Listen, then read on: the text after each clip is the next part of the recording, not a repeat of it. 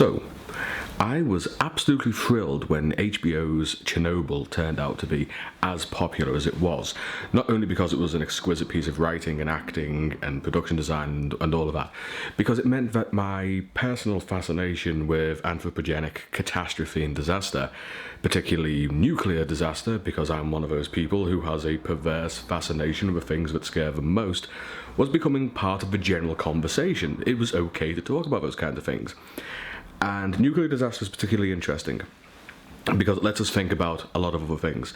As you know, any nuclear reactor with its fuel inside, whether it's uranium or plutonium or any unstable element, requires a coolant, whether it's refrigerated gases or air or water flowing through it, to keep the fuel cool so that it doesn't overheat and melt down.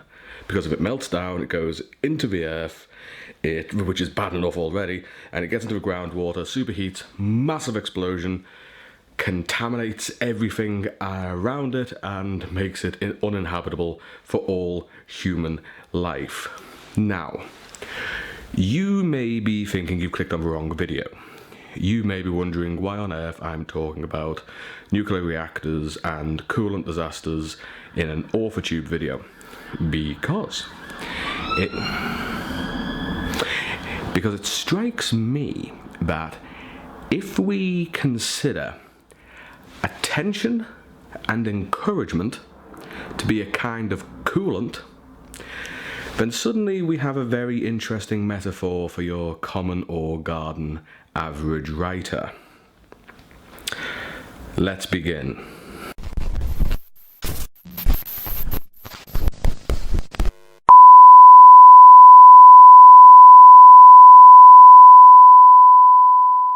Good evening, ladies and gentlemen, brothers and sisters, friends and comrades, all my gruesome little people, and welcome back to What Now, where it's still extraordinarily warm, but I refuse to shave until I look like an American Civil War general. I hope that Camp NaNoWriMo is treating you all very well, those of you who are participating this year. Yes, Camp NaNoWriMo, gosh, were all those poor, unsuspecting teenagers disappeared in bloody mystery with a hook-handed man wandering between the trees. Like, I don't actually know what Camp NaNoWriMo is, and I know next to nothing about American camps. I just hope you're all having a nice time. I hope you're having a lovely time. I hope you're having a pleasant time, because here, for the very first time on What Now, we're going to try one of those pleasant and upbeat advice videos. Yeah, given the circumstances, I'd be suspicious too. Well, you see, it's summertime and people are gearing up towards their summer writing projects, or for people like me, the final deadline for their master's course is coming over the hill towards them like an invading army. So, summer tends to be a time of creativity and abandon on the artistic scale, and also, to go back to the Chernobyl reference that I opened the video with, the Nuclear Regulatory Committee lies awake at night dreading the kind of meltdown you get from a group of writers when a deadline is on its way. So I thought it was probably high time that I had a go at one of those wonderful, positive, inspirational advice videos. You're doing just okay, and here's how you do even better. Friendship, yay! That kind of thing.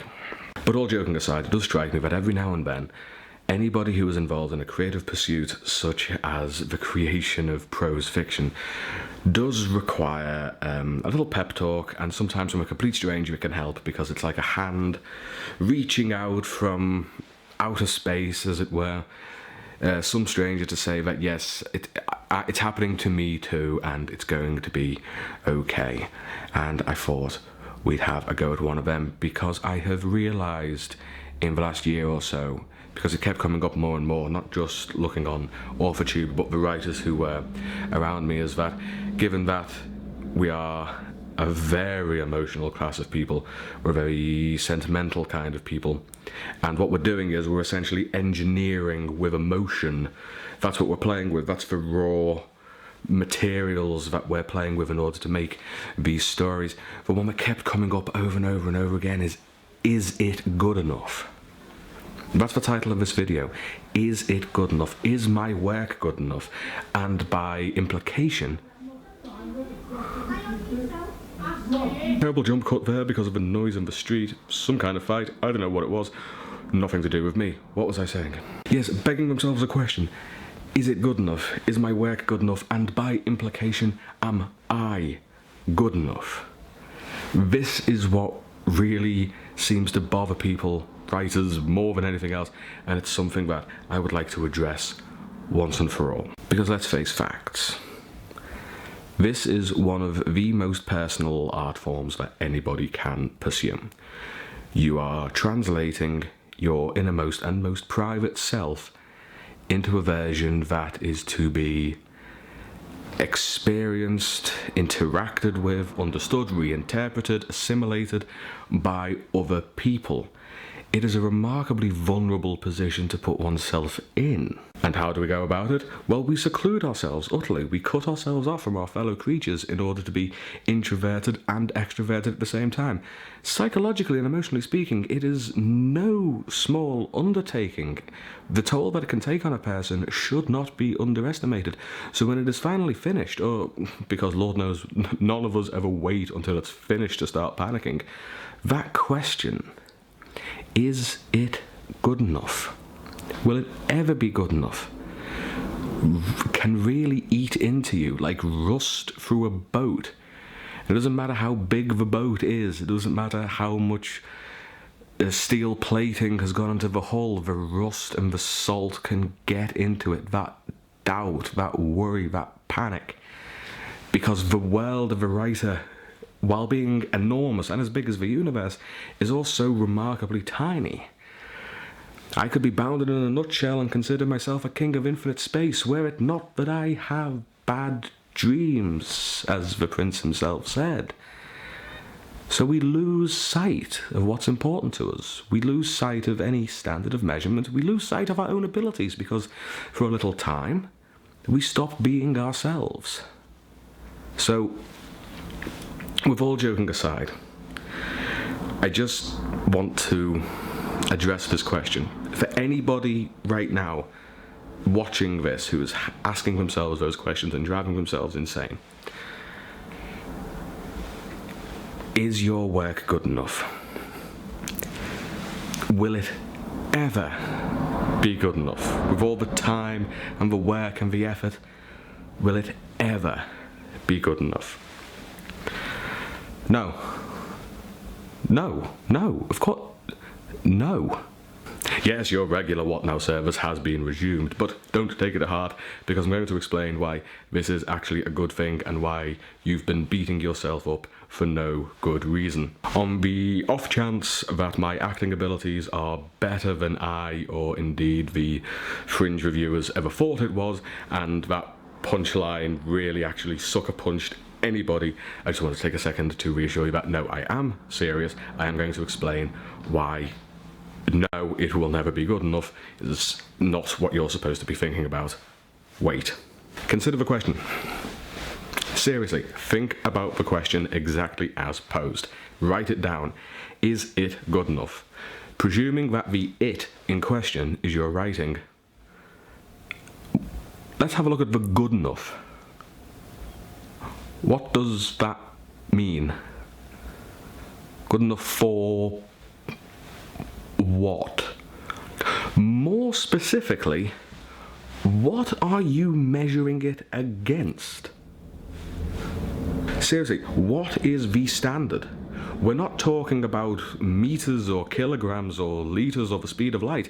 There is no universal standard against which the quality of a piece of prose fiction can be measured. So asking, is a piece of prose fiction good enough? And we're back to asking how many angels can dance on the head of a pin. And I do genuinely think that this is the source of so much of the turmoil. Because while we can look to things like mathematics for rhythm and structure and syllabic tension, we can apply a fair amount of science to what we write. Ultimately, fiction writing is an art. utterly subjective, and there is nothing against which its worth can be proven. Are we talking about book sales here? How many absolute gems, absolute indispensable, remarkable examples of the cultural canon were not bestsellers? So if it's not how a book sells that judges it as good enough, what exactly does "is it good enough" mean? We're familiar with Zen questions, like what is the sound of one hand clapping, or if a tree falls in the forest and there's no one around to hear it, does it make a sound, or does the Pope shit in the woods, or things like that. But that kind of question is designed for a very particular cognitive purpose. Because it can't be answered, it distances you from yourself and makes you... But in this circumstance, an unanswered question is a source of great anxiety. If you put a group of writers in one room and have them read each other's work and then rank where they belong, involve them, they'll all put themselves at the bottom. Except there's always that one that'll put themselves at second, but you know they wanted to put themselves at first, and we all know at least one person like that. But a question that cannot be answered is a source of tremendous anxiety, but it is a question that we insist upon ourselves. So, to avoid this anxiety, I want to reprogram you. Come on. Don't be scared. I don't buy it. Here's what I want you to do, if you're still here. Hoping you're still here. Every time you find yourself so inclined as to ask yourself the dangerous and impossible question, is it good enough? I want you to instead ask yourself the question that matters. The only way you can measure the quality of a piece of fiction. Instead of asking yourself, is it good enough? Ask yourself, does it work? Because you can get an answer to that. Consider. In fact, don't just consider, remember, because unfortunately it's a fact. If it wasn't a fact, all of our lives would be so much easier. There are two parts to every story's existence. There's the writing, and then there's the reading. And there is this dodgy little no man's land right in the middle, which is the actual document, manuscript, book, ebook, whatever, itself. As we discussed earlier, well, I say discussed because I'm doing most of the talking here. In fact, most of these videos are just me shouting strange thoughts at you, but on the subject of strange thoughts, remember that as we discussed earlier, we are working with the raw stuff of emotion.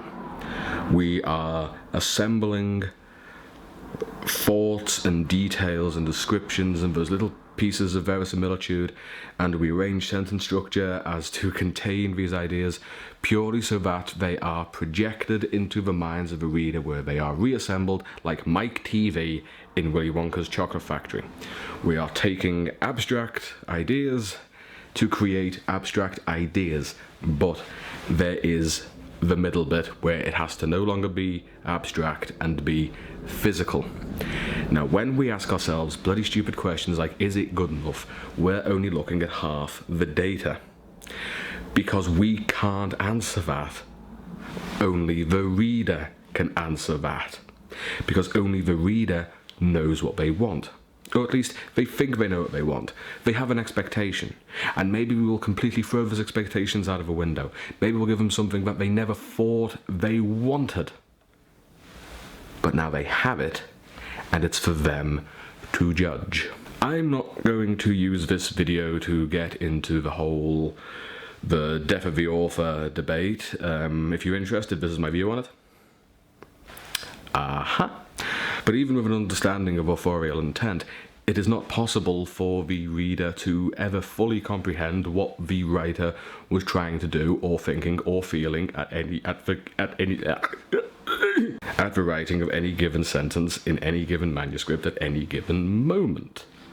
Remember, you may be familiar with this little factoid that if you shuffle a deck of 52 cards the correct way and then lay them out in order, you will have an arrangement of cards that has never existed in the history of the universe. Well, every story you write is an arrangement of words, letters, punctuation that has never existed in the history of human thought. So how can it ever be judged as good enough? The only thing it can be judged on is whether or not it works. Let's try this. I am not a confident writer by any stretch of the imagination. I never have any particular love of anything I've written. I may love the ideas very much, I may love the characters, but the actual writing itself, I have no great love of it. So I am obliged to judge its worth purely on whether or not what I was attempting to do got the right emotional response. Example, the story I am labouring on at the moment is a grotesque tragic comedy.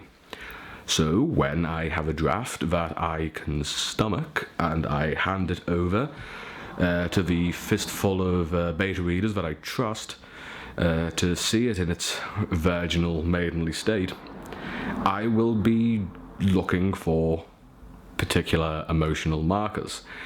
If they are creeped out at particular moments, if the sections where I have been trying to make them uncomfortable, I will consider that section a success. If the parts that make them cry, if the parts that cause them emotional turmoil have hit their marker, then I will consider it a success. And if the parts that I intended to be funny make them laugh, then I will consider it a success. And if we remember that you can please some of the people some of the time, but you can never please yourself, ever, then you might as well try this method, because statistically speaking, you are significantly more likely to get some satisfaction out of your work. It's just maths. The relationship between writer and reader begins from the word go. And ideas of quality and worthiness and legitimacy all start from the second the pen first meets the paper. But for so long, the first person reading it, the only person reading it, is also the person who wrote it. So we end up with this Mobius strip. And it's like you can't cut wood with a wooden saw. You can't put out fire with fire. That's why the human consciousness can't adequately comprehend itself, and we need computers to do it for us. We forget that even though some of us write for a therapeutic sense, that some of us do it just for fun, some of us do just write for us, fiction is for everyone. There is always a partner. There is always a double. There is always at least one, even if it is just one other reader there. Heaven help us, it took 2 people to make you. Why should your book be any different? This channel is a roller coaster for me. Subscribe to What Now for nuclear disaster, sincere writing advice, and reminders that your parents had sex. Subscribe below. I suppose what I'm getting at is a warning against being too introverted. We spend so much time inside of ourselves, mining away at the inner world to create these stories, that we forget that there is a world outside of us where the story is actually meant to belong. And asking ourselves damaging and self-defeating questions like, is it good enough, when we have nothing that we can possibly measure it against, is going to drive us mad. And I mean properly mad. I don't mean the strangely sensual bearded Englishman kind of mad. I mean real mad. I mean curled in the corner, surrounded by empty gin bottles, wondering what might have been kind of mad. Don't be gin mad, okay? Be What Now mad, but not gin mad. This video's got off the rails again because I refuse to script them. To come out of ourselves, to keep our feet on the floor, and keep ourselves in some vestige of sanity, a working sanity anyway, the kind that actually gets the book finished. I do think it helps to have just a little handhold on the physical world, and I think judging the quality of a piece of work by its functionality, rather than some immeasurable idea of quality, is a good step in the direction of objectively viewing your work. So the tremendous importance of good betas, honest betas, proofreaders and so on cannot be underestimated, or at least understated. Okay, it's warm. It's very fucking warm. I'm still wearing the jacket. The important thing is to remember what you're trying to do, what you're trying to say, what you're trying to convey. This doesn't mean massive, groundbreaking themes and ideas. This can just be the colour of a wall. My worst habit is that I'm terrible at setting, particularly interactive setting. I just sort of assume that because I know what a place looks like or what a place is, that the reader will get it as well. But that's something that is lacking. That's something that doesn't work in my pieces. So when I get feedback on that, I can reinforce those elements. So fortunately, or regrettably, depending on your viewpoint, we can't simply beam images into one another's heads. We have to approximate. That's what the writer does. It approximates ideas and images for the receptive reader. We can only do so well. But if you remember what you're trying to do in the grand scheme, in the broad strokes, and then you measure the responses from your readers, then I really do think you will be much, much more satisfied in your working methods. Well, that's this video. This hair, I'm melting, I swear to God. Yes, that's this video. That's my 2 pence. That has been the What Now sermon. That has been the dispatch from the vault. Now, take my teachings and spread them far and wide. No, don't. Whatever. It's entirely up to you. I know my status. I know where I stand. But before you do go on with your lives, if you should feel the need as to like the video, subscribe to the channel, or comment down below, then it'll only ever encourage me, and I will keep doing this. And don't forget to do the tweet me do, because I've got a Twitter as well, and apparently that's what social media people do, and it's the kind of thing agents like. Apparently, I wouldn't know. If you ever see this channel, I'll never get a book deal. So, yes. This has been your regulated but prescribed dosage of What Now nonsense. Back to your lives, people. Good evening.